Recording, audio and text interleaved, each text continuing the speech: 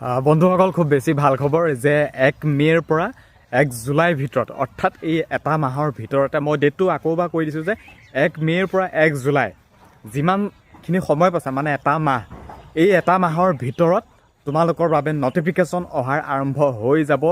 1 মে'ৰ পৰা 1 জুলাইৰ ভিতৰত টিএ আৰ্মি বহুত বেছি ভাল খবৰ এইবাৰ অসমৰ কেণ্ডিডেটখিনিৰ কাৰণে আকৌ বহুত বেছি সুযোগ আহি পৰিছে আৰু লগতে গোটেই অল ইণ্ডিয়াৰ ভিত্তিতে নটিফিকেশ্যনবোৰ অহা যোৱা হৈ থাকিব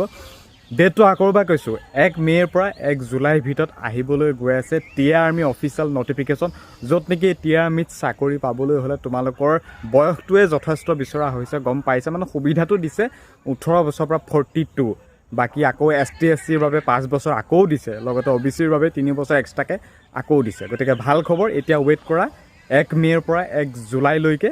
টিএ আৰ্মি ভৰ্তিলৈ